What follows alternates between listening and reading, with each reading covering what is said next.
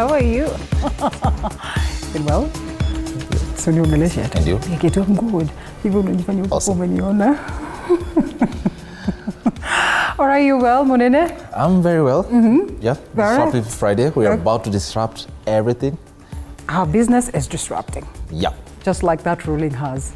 Yes. All right. So tonight. Tell them about it. Yes. What do you want to say? No, just tell them about it. Exactly that. So tonight, the Court of Appeal has lifted the suspension that is on the implementation of the Finance Act 2023, and the addition coming after judges were convinced that the applicants met the necessary criteria for the requested orders, and that they believe that this is the public's interest to set aside the conservatory orders issued by the trial judge. Now, this as leaders in the ICT sector held a consultative meeting today to address cyber security concerns. The meeting took place shortly after a significant cyber attack on critical infrastructure occurred on Thursday, which resulted in the disruption of the essential services. This is Disruptive Friday. Tonight we talk about disruption on the wheels. What about that? Yeah, electric motorbikes, e-mobility, the future of e-mobilities, and everything in between. You don't want to miss that conversation. But first, let's have the top stories of the day. All right.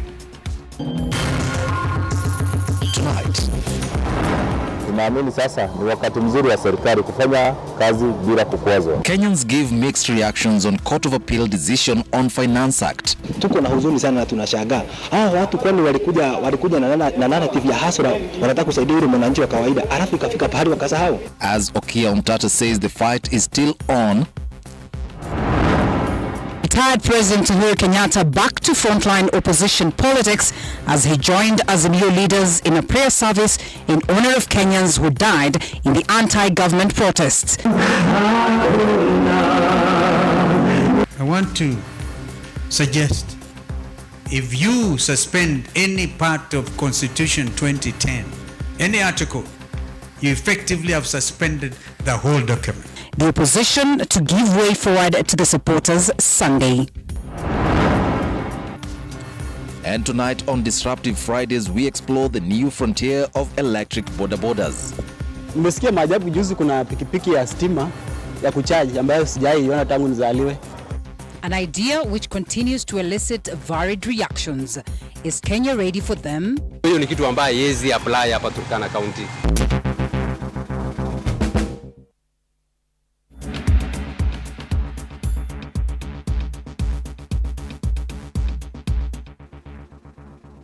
Disruptive Fridays. My name is Linda Alela. Monene Eric will be joining you later for a very, very important conversation. As he says, it is all about disrupting. But before it gets to that point, it's important that we also get to know what is happening in the world of news. And TV47 Weekend Edition begins right away on this very segment or episode of Disruptive Friday. Rhoda Nyamai is a sign language interpreter as well. Would be important to interact with us. The hashtag is Disruptive Friday. Let's begin by taking a look at what has played out in the corridors of justice. And there are mixed reactions that continue to emerge hours after the Court of Appeal allowed the government to implement the Finance Act 2023 in a ruling delivered by Justice Mohamed Warsame, Kathumira Minyoti and Hilo Omondi. This is after Treasury CS Njuguna Ndung'u said that the suspension of the act is affecting government operations. The first petitioner in the case, Busia Senator Okia Umtata, however, says that it is not yet over. Let's get more from Grace Kuria. Okay, Madam Chairman, well done. President William Ruto's revenue collection plan has gotten back on track after the Court of Appeal gave the implementation of the Finance Act the green light. In the ruling, the court said that the application has merit and the same is allowed as prayed with the effect that the order made on 10th July 2023 suspending the Finance Act and the order prohibiting the implementation of the Finance Act 2023 be and is hereby lifted pending the hearing and determination of the appeal. The application was sought by Treasury CS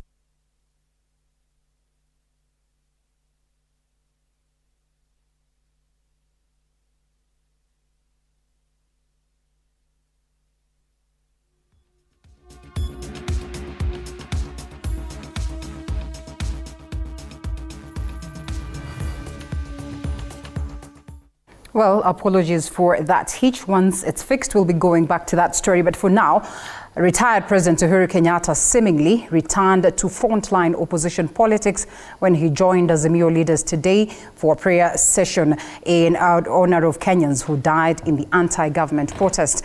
The former president's presence in prayer service, where he contributed 1 million shillings to a new fund launched by Azimio to help victims, that is, of protest, is seen as a sign of defiance on a day that Azimio vowed to not to be intimidated by the state in their quest to fight for Kenyans' interests.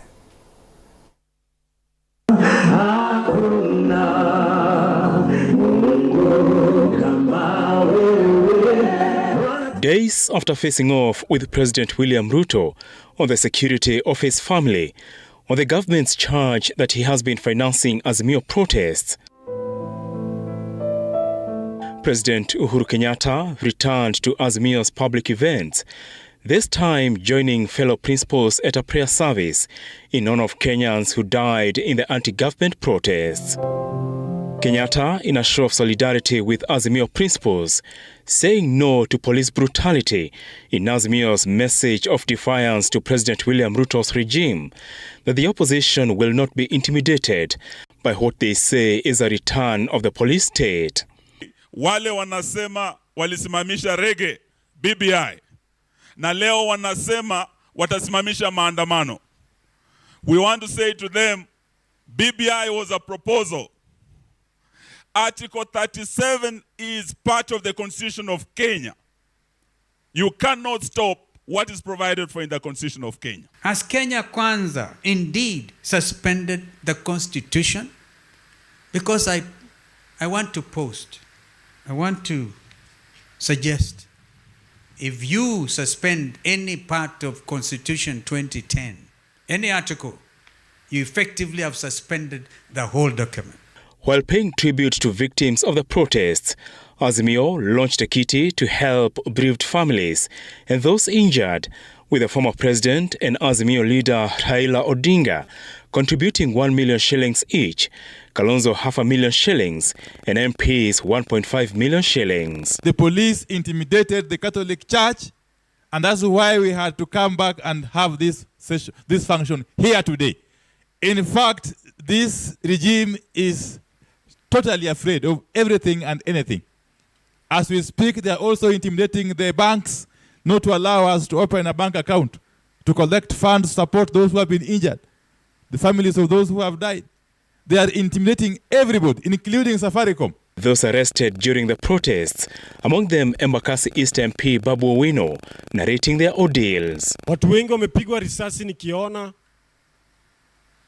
Mtoto wangu aliumizwa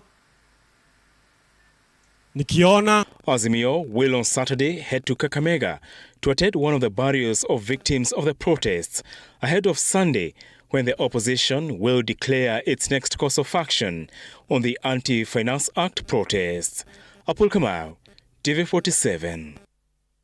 All right, now to this story that has gotten our hearts skipping beats. In a constantly evolving world, Kenya has fully embraced technology as the government championed for digitizing all its services. However, it is the same technology that threatens the state of Kenya's economy after various digital platforms in the country were hacked by a malicious group Thursday morning. And despite ICT Cabinet Secretary Eliud Owalo's assurance to Kenyans that government has extinguished the threats posed by the hackers and built robust systems to protect the data of Kenyans online, most of the digital platforms that were hacked are still faulty, a situation that delays transactions and slows down Kenya's economy, as our reporter Dennis Otieno tells us.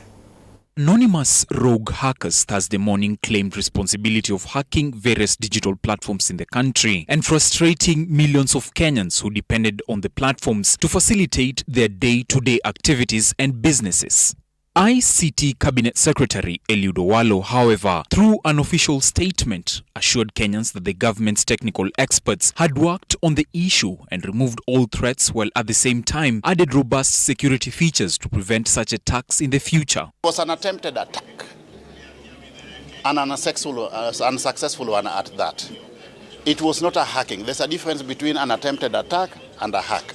A hack means you get into the system and adulterate whatever is domiciled in there, or you interfere with the data that you find there. There was no breach of data. There was no infringement on the privacy and security of our data. So I want to assure all Kenyans that our data is safe.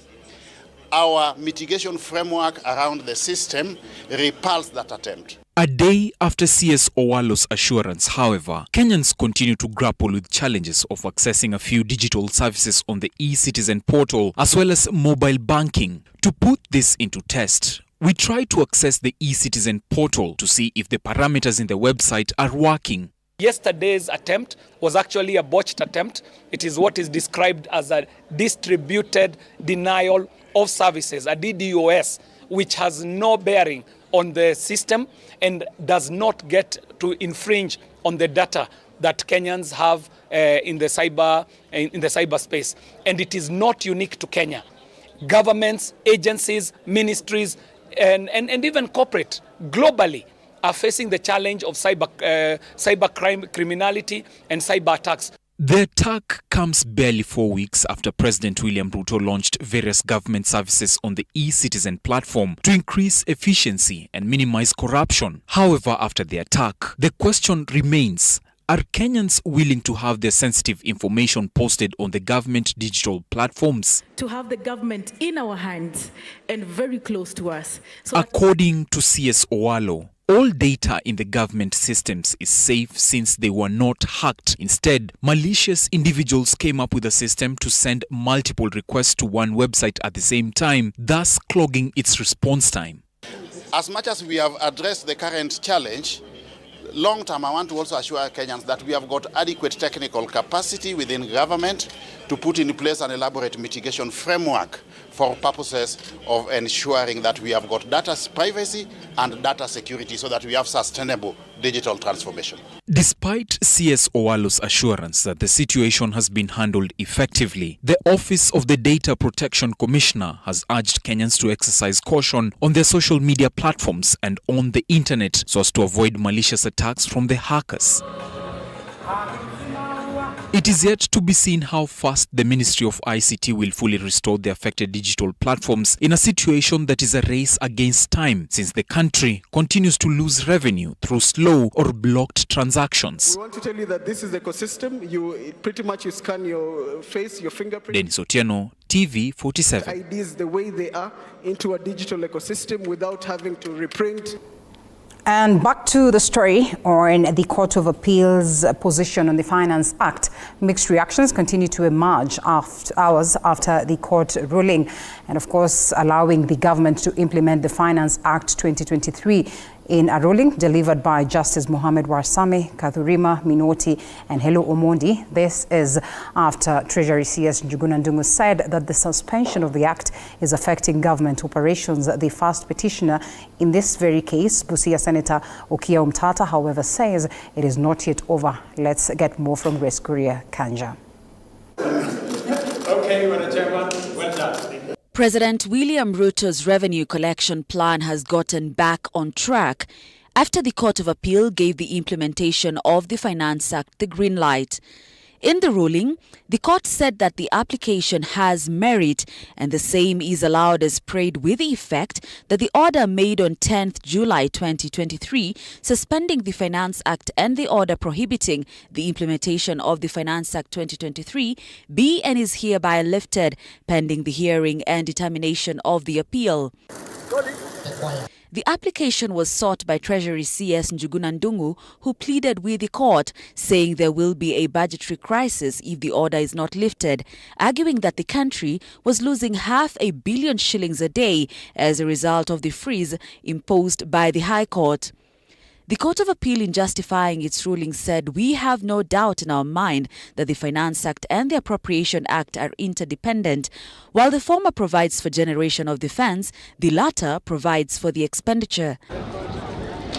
The ruling has been met by different reactions from various stakeholders, with Busia Senator Okiya Omtata, who went to court to stop the implementation of the Act, saying that the fight is still on. The Court of Appeal has lifted conceptual orders. It has exercised its jurisdiction, and we will live with that. We focus on the case in the High Court. and we are also focused on fighting the appeal. Of course, from where I sit, I don't think the court's reasoning was sustainable in law. The three judges said they were mindful of certain peculiar and unique circumstances of the Act, stating that tax is a continuous and annual mechanism and the members of the public can get a rebate for overpaid taxes and levies when making subsequent tax payments. How will you refund all these people who whereby Kenya's about 60% of the taxes paid in Kenya are consumptive? When you buy a matchbox, and it has been inflated by the various things. But a kilogram of sugar, how do you be refunded when the bill is reversed? What that means is Kenyans are now going to be even more heavily taxed. The Court of Appeal further directed that applicants file the appeals within the next 14 days and that parties should file and serve their submissions within the next 30 days. Both appeals should be heard and determined within 60 days from the date of the ruling. Hatuna lingine. Sasa tuko kuti na kulipa ushuru. Hii serikali mambo imekuwa ngumu. Kulea watoto imekuwa shida. Kulea bibi imekuwa shida. Kwenda kazi imekuwa shida. Tunaamini sasa ni wakati mzuri wa serikali kufanya kazi bila kukwazwa. Tuko na huzuni sana na tunashangaa. Hao watu kwani walikuja na narrative ya hasra, wanataka kusaidia yule mwananchi wa kawaida. Alafu ikafika pahali wakasahau. President William Ruto assented to the Finance Bill 2023, signing off on the implementation of new taxes. Grace Kuriakanja, TV47. Well, and that declaration by Okia Mtata tells you that the judgment by Justices Warsame, Kadhurima, as well as Hedwig, is certainly going to be a developing story. We'll be following up on the same to keep you up to tabs. And now, President William Ruto has today issued a citizenship award to Pemba community in Kilifi County at Karisa Maitha Stadium. The community members have been living in Kenya for decades with no document to prove their citizenship. This comes after the National Assembly considered public petition number 41 in 2020 regarding the recognition of the Pemba people in the Republic of Kenya as citizens. The National Assembly report 2021 recommended that Pemba people be recognized as Kenyan citizens. The head of state has officially declared the recognition of Pemba people now Kenyan citizens in line with the Kenyan Constitution. I, William Samoei Ruto, President and Commander-in-Chief of the Kenya Defence Forces, by the authority vested in me by the Constitution, do hereby proclaim and order. 1. That Kenyans of Pemba heritage constitute one of the ethnic communities of Kenya. That all persons, bodies, authorities, and state organs within the Republic of Kenya shall recognize the Pemba people as an ethnic community of Kenya. Interior Cabinet Secretary has noted that Kenya has done a great job in recognizing the Pemba community as a way of ending statelessness. I congratulate you, Your Excellency, that you are going to be the president who will preside over the complete end of statelessness in Kenya. A larger population of the community is found along the coastal strip, with the majority living in Kwale, followed by Kilifi and Mombasa. Others are found in Nakuru, Homa Bay and Kisumu. Tunaomba serikali kuu na pia zile za kaunti mpaka mashinani ziweze kutambua hii community na itupe huduma zote za kijamii. Gideon Yeri, TV47, Nairobi. Now, families of those who lost their loved ones during the opposition protest in Kisumu are asking for financial help to bury their kin. Most families that we spoke to have, however, asked President William Ruto to accept the truce talks with ODM leader Raila Odinga, a move they say might calm down the country. Laban Shikokoti met up with some of the families and now reports.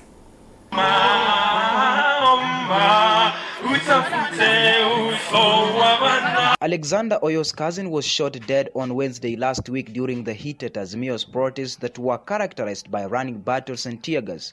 Oyo says his cousin was on his way home from the coffin selling business, which they ran together, and that his only crime was being at the wrong place at the right time. Yeye na marafiki zake kwa vile walikuwa wanataka kwenda nyumbani wakapata exit route hiyo Kakamega Road because hii barabara kwenda mosque hapo roundabout kuelekea kule chini hakukuwa kuna pitika, so wakatafuta exit route. Nasikia kuna polisi waliowafuata huko wakapigwa tear gas na kila mtu akajificha. Makali ya tear gas yalipopungua wakatoka. Alipotoka alichokutana nacho ni risasi. The bullet that went through his chest that took his life. Oyo, who now also has to bear with the loss of his business partner, is urging the government to intervene and condemn the incident of police brutality during the protest. Let them stop this police brutality, and especially to the president, because so many have been hit by the bullet. Yet the president is out there congratulating the police, yet we the citizens, we the taxpayers are hurt.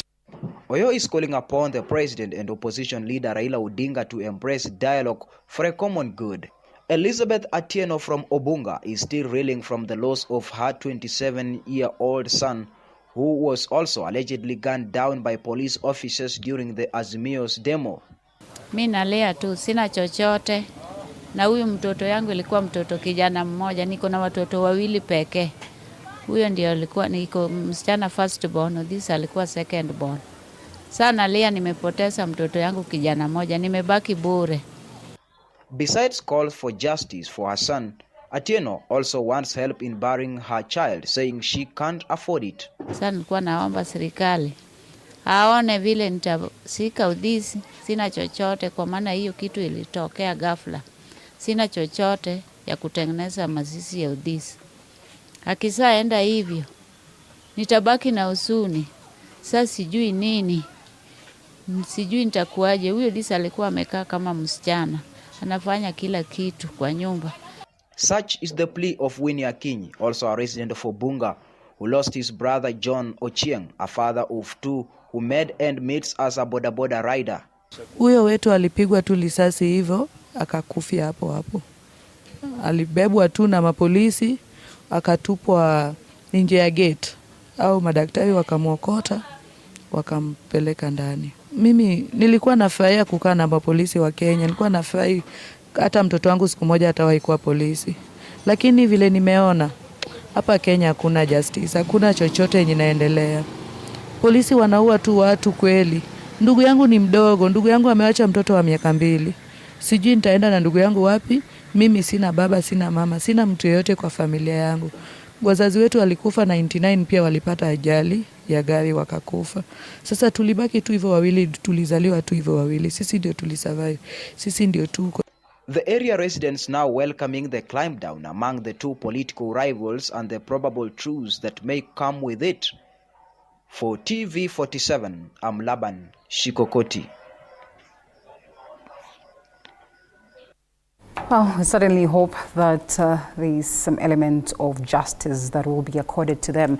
And more than 2 decades after the 1998 United States Embassy bombing in Nairobi, victims still recall the tragic incident that changed their lives for the worst. Even as they hopelessly wait for the compensation from the U.S. government, Elizabeth Atieno now brings us the story of resilience for the victims who appeared before the Senate Ad Hoc Committee pushing for their compensation.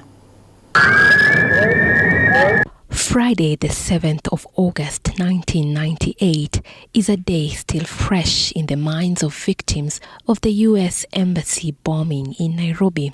It is a tragedy that has left many widowed, others orphaned, and even more struggling to heal from physical, mental, and emotional wounds. But either way, they still stand strong as they relive the harrowing ordeal of that fateful day. Then I saw a man run from the scene of the shooting towards the car where I was, just at the intersection between the Moi Avenue and Halslase. And that's when the huge blast went. And from that day, I have never witnessed light of day again. I became blind. I was treated and my hip was broken. And also part of my testicle, one of my testicles was crushed. After all people were taken out, I managed to get my husband dead in the city mortuary. This point here, I lost 3 teeth and they said if I talked, you could see through. Here, the eyes were affected, the eardrum burst.